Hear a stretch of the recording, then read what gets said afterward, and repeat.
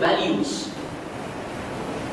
Same thing happens in every society. When a scholar forgets his duties of leadership and when the community starts to consider a scholar as a sacred person, as an employee of the community, the degradation of values starts. The values start to degrade. Today, a video clip came to me from somewhere, whereby one very famous English speaker in the West, it's there on YouTube, you can go and listen to it. Because the English speakers of different cultures, people attack them. Why? They say, why do these people charge so much money? People come forward, they write, why do people charge so much money? These people are part of the stingy that we have a disease in our community, these people. The ones who attack speakers who charge high money. Why? Do you know why? Number one, these same people will go and watch a film and spend sometimes $35 on a film. Same people. The slogan of Abu Abdullah, when a person like Yazid and when such senseless people are in a society, just say Assalamu ala Islam. Say Khuda Hafiz to Islam. This speaker, scholar, whatever you call him, an English speaking, fluent English speaking, he defends himself for asking a big amount of money for reciting lectures. He defends himself.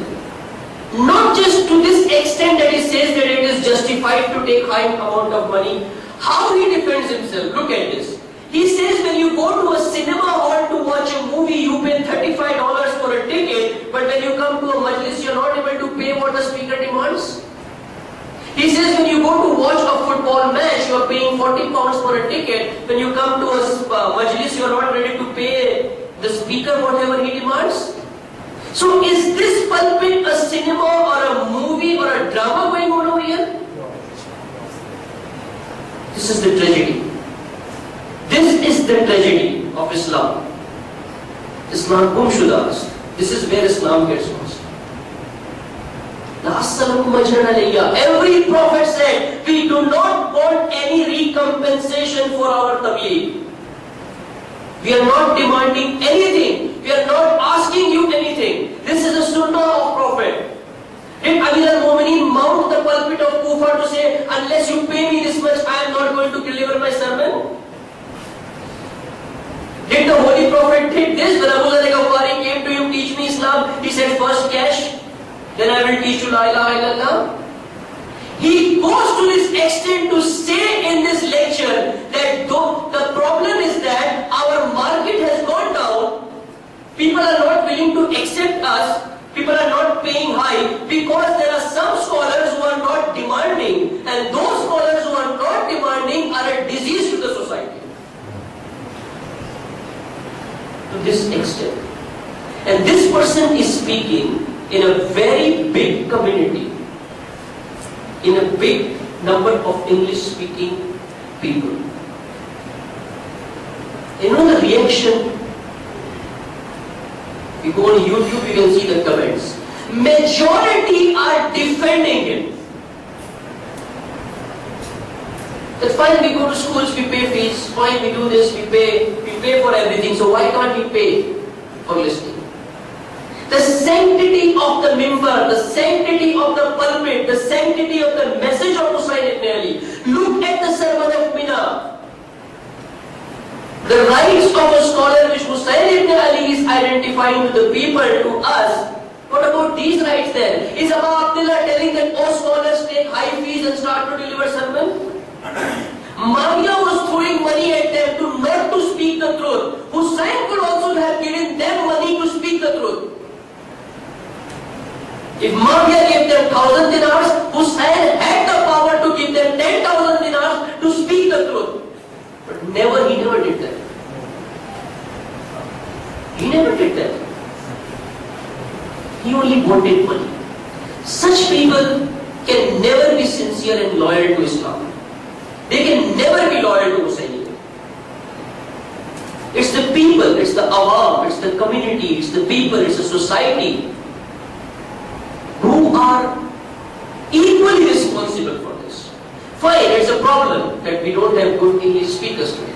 It's a problem, we understand it. The solution is not this.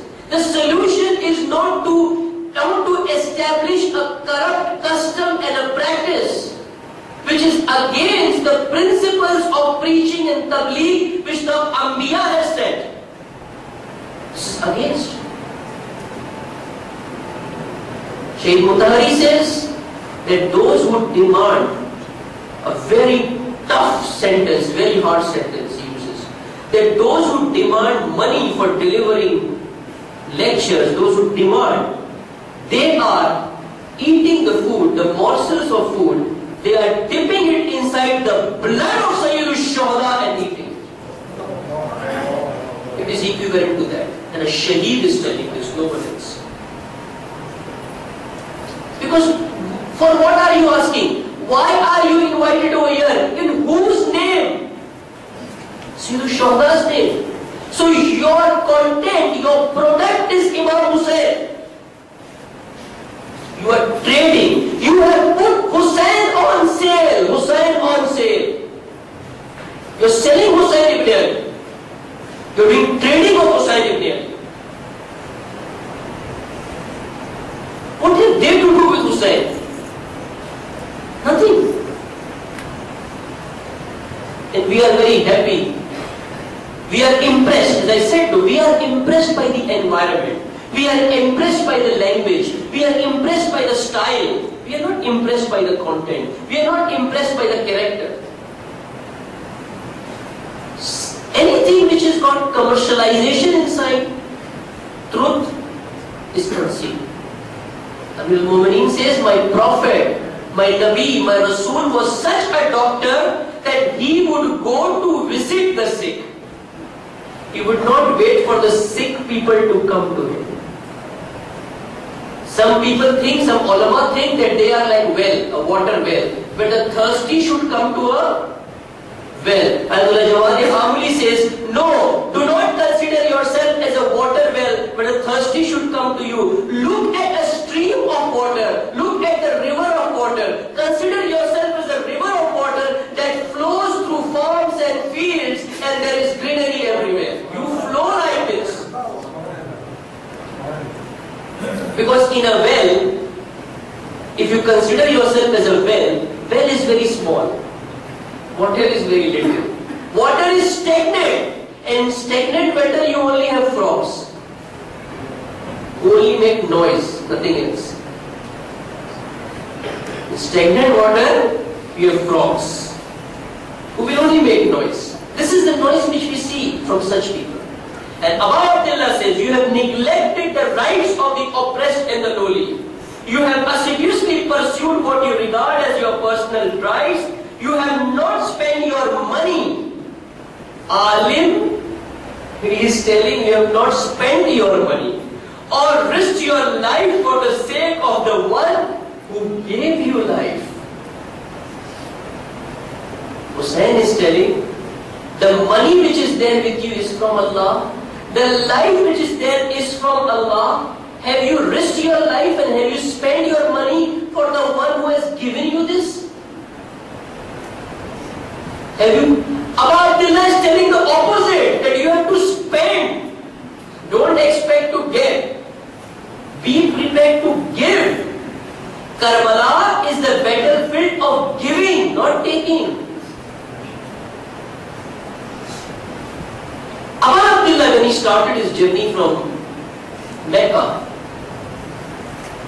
he took some camels on rent from a transporter.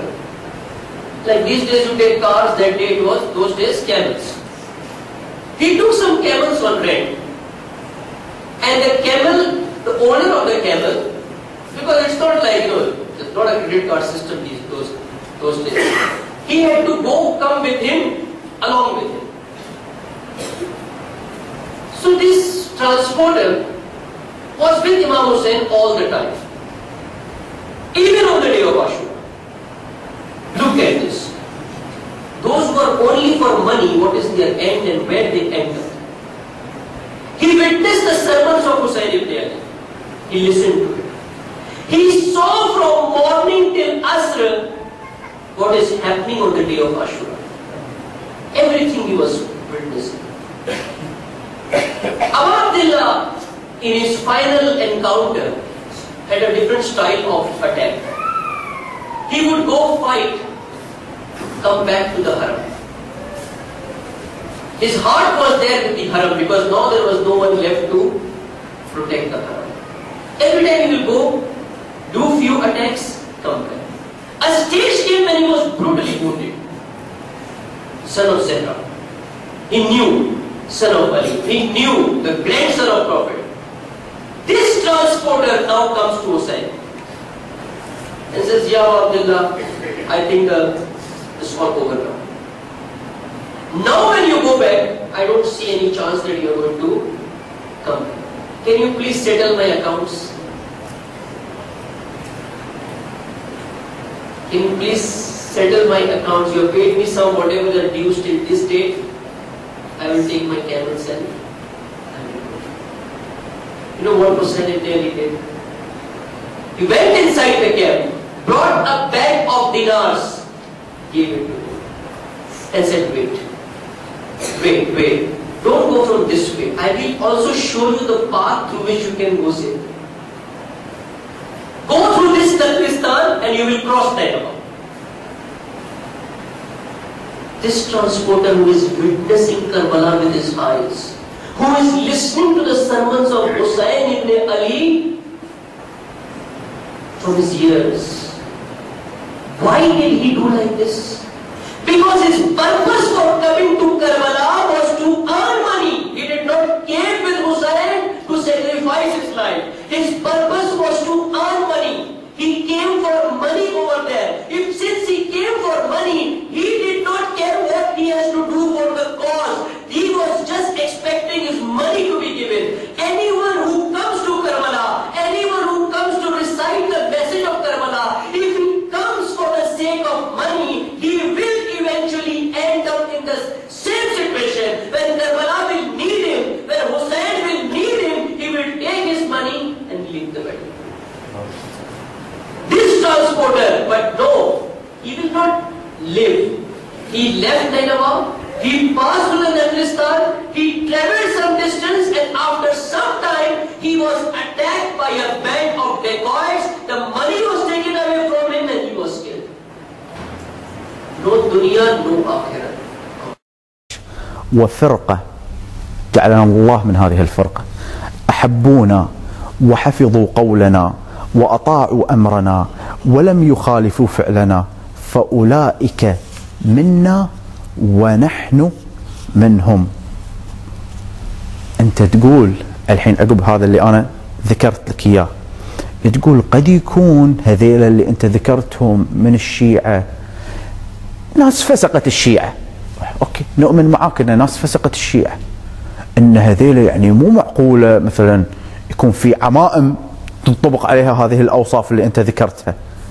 اسمع هذه الرواية، ركز بهذه الرواية. هذه الرواية موجودة في كتاب نور الأنوار للمرندي. يقول إذا خرج وذكر